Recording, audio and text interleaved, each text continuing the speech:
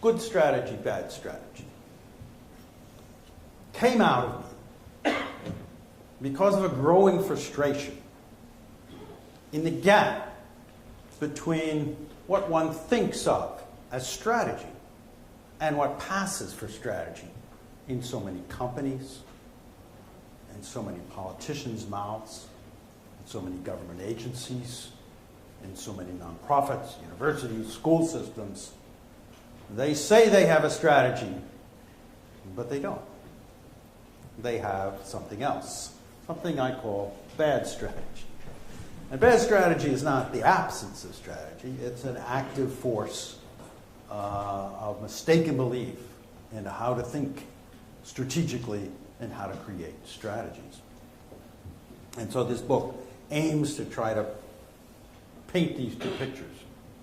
Also, for those of you who are studying here at the London School of Economics, you might know that business strategy today is conceptualized mainly in terms of economics, in terms of competitive positioning within an environment, a competitive environment of some kind, an industry structure, and that competitive advantage within that industry is the coin of the realm. What I'm going to do today is talk about a different view of strategy. I'm not going to say that the economics view is incorrect, because it's not. It's quite correct. But it is only one view. That if we're going to talk about strategy for a nation state, or a hospital, or a government agency, or a school, or a business firm, we have to use a language other than competing within an industry. Because that's only one possible regime. Well, that's the introduction to what we're going to do. I want to take you back to think about strategy to 1996. And a company called Apple was almost bankrupt. Now, this is the first time I had some interactions with Steve Jobs, who's recently passed away. This is Business Week cover, the fall of American icon. They're basically writing the obituary for Apple. And what has killed Apple is Windows 95. That Microsoft has come out with a graphical user interface, Mice and Windows, which was originally the Apple innovation. And given that, Apple's market share has taken an extreme dive. And in October of 1996, when Steve Jobs comes back to take the position of CEO for no pay, Apple's 2 months from bankruptcy. That's how much cash it has. That's how quick the cash burn is. Now, the advice from outsiders, what was it? Wall Street people said, do a deal. Get yourself bought by Sony. Get yourself bought by Sun. Get yourself bought by IBM. Get yourself bought by Hewlett-Packard. You're basically out of business. The techies, the Silicon Valley people said, well, maybe you should sell your software to Microsoft, or maybe you should invent something new and cool. Maybe you should do voice recognition or 3D. When Steve Jobs came back, he had a reputation of being a technical person, sort of, although he wasn't an engineer. The investment community wasn't very hopeful. They didn't know what was going to happen, but they didn't think much. They figured he would do a deal. Now, what did he do?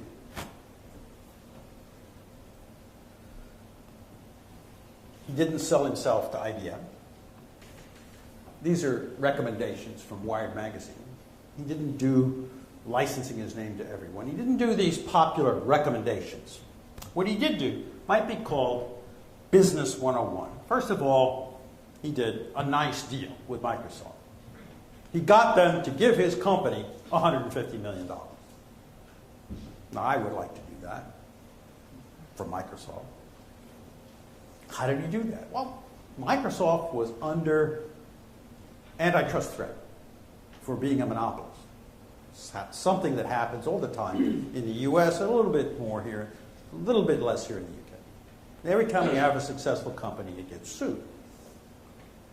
So Microsoft was under antitrust threat, and the last thing Microsoft wanted was for Apple to go bankrupt. So $150 million came in. That was a big help. That puts bankruptcy off by about 6 months. They had 16 models of desktop computer they were trying to sell. This is after the CEO had struggled to fix his company for 3 years. Steve Jobs cut the 15 models down to 1. He threw them out. He said to me, my wife's sister asked me which computer to buy. And I looked at the computers we were selling and I couldn't figure out which one to recommend. And he said, I am the CEO. And if I can't figure it out, how can a customer figure it out? We only need one. So he dropped everything but one. He dropped all the printers and peripherals. No more printers, no more scanners, no more. He dropped all software development. All software. Canceled it. Fired the software engineers. Everybody was amazed. Steve Jobs, he's the technical guy. He cut the hardware engineers back to the bone. In his view, they were making bad hardware. Why did he want so many hardware engineers?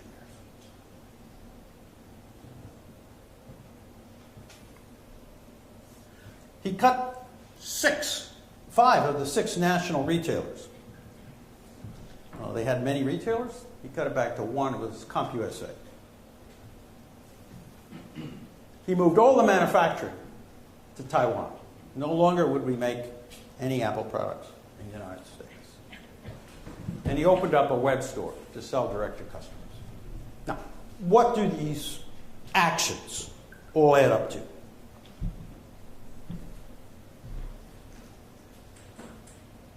What's the strategy here?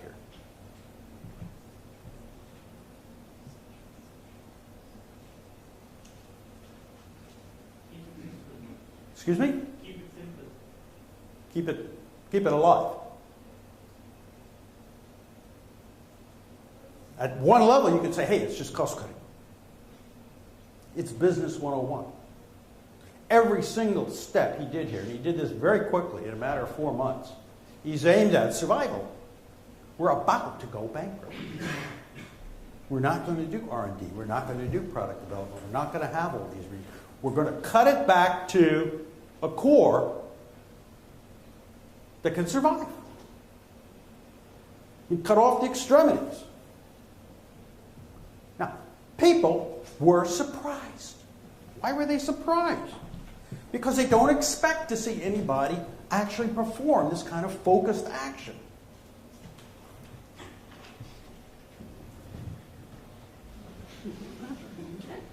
People are surprised when they see an actual strategy. They don't expect to see a strategy. We expect to see our leaders espouse fluffy goals and try to do everything. Oh, we're going to have everything. We're going to have better education and better health care and better social services and faster railways. We're going to have it all. And down that road lies nothing. That's not strategy. That's vacuous promises. Strategy is about focus. And everything that Jobs did here was focused on a single short-term objective, which was survival. That's it. That's what he was after here. And I sat down with him a year later, and I said, okay, you're surviving. You've got 4% of the desktop market. The Windows Intel machines have still won. What's your long-term thing here? What's your real strategy? I understand the focus on survival, Lord. And he looked at me and he said, I'm going to wait for the next big thing. That's what he said. And I was bowled over. I had just spent 6 months interviewing something like 75 executives in electronics, both in Europe and the United States. These were division managers and CEOs of electronics companies. And I had asked each one of them several simple questions. One, why? First question was, who's the most successful player in your industry, in your business? Everybody could identify that. They knew who it was. And then I'd ask them, how did that player get to be so successful?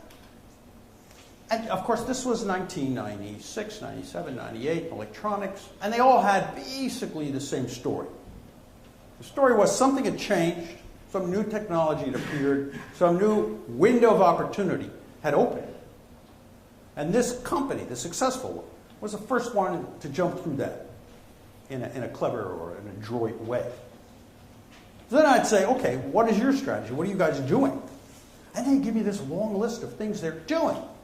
I'd say, oh, we are forming network relationships, and we are moving software to firmware, and we are doing 360-degree feedback, and we are transferring best practices.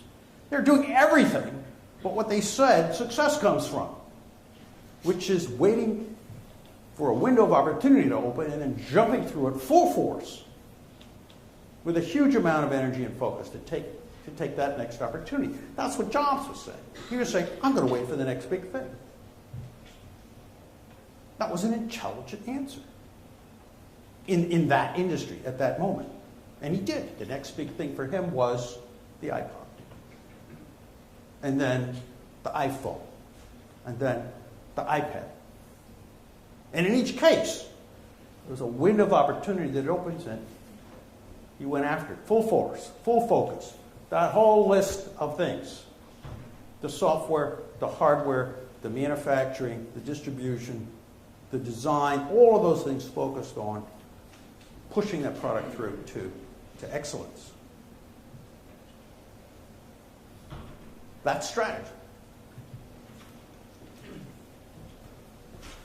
A man named Chad Logan hired me to take a look at his company. He said, I need your help with strategy. Please come by and talk to me and my people. I came by. And I said, Chad, you're a graphics arts company. He inherited the company from his uncle. His uncle had passed away a couple of years before. He was a high school football hero turned graphics artist, now manager.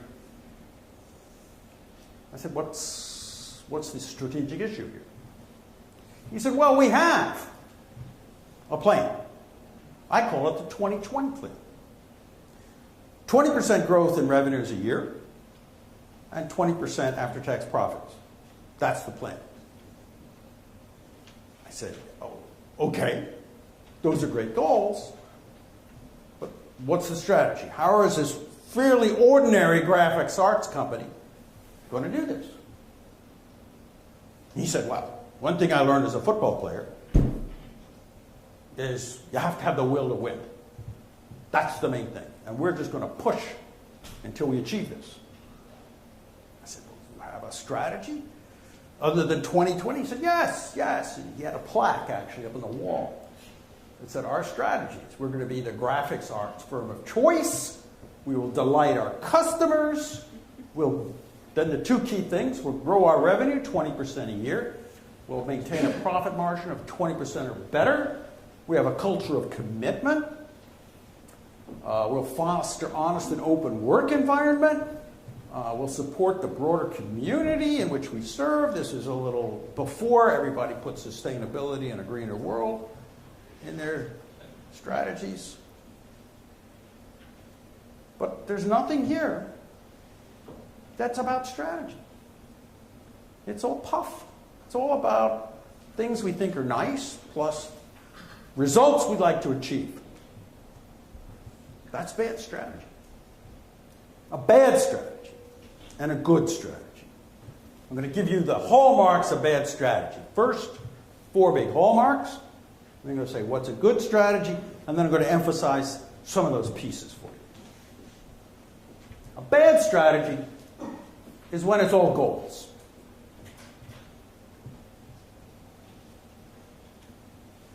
This is an old graph, but it should be familiar to anybody who's looked at corporate strategic plans. It's a perfect hockey stick. It shows profits down and then plan to go up. This is International Harvester's strategic plan in 1979. Their attempt to grow profits over the next 5 years. Actually, in 1980 there, and 81 they went bankrupt. They went out of business. So the plan didn't work. Why didn't the plan work? CEOs will say, oh, we had a great plan, but we had problems implementing it. Suggesting somehow that if only people had worked harder, these numbers could have been met. What this plan left out was the elephant in the elevator. International Harvester, at that point in time, had the worst labor relations probably of any company, certainly in the US, maybe the world. Harvester was the scene of the Haymarket riots back at the late 1800s. Places, workers were machine gunned. And their labor relations were terrible. Their wage costs were high. The work rules were disastrous. Their costs were higher than anybody else in the industry. It was amazing that they were alive. All right, given that environment, their strategy should have been to deal with that problem somehow. There's several ways you could try to do it. It's very difficult. You probably want to split yourself into separate companies from trucks and agricultural equipment and so on, because it's hard to change a big company. You probably want to try to move some of your plants out of where they exist. And you probably want to try to really dramatically change your labor relations problem. That's critical. That's your strategy. That's your bottleneck. Instead, they did this ridiculous financial forecast. They ignored their basic problem.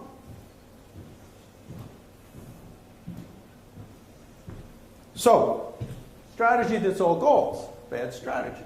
You know it's a bad strategy when it's all fluff. It's all vaporous concepts. There's a bank that I became acquainted with, and they said, our strategy is customer-oriented disintermediation. They're a retail bank. Of course they're customer-oriented, and disintermediation, that means you're a bank. So the strategy is, we're a bank. But they fluffed it up. How many times have you seen that? Fluff is not a strategy.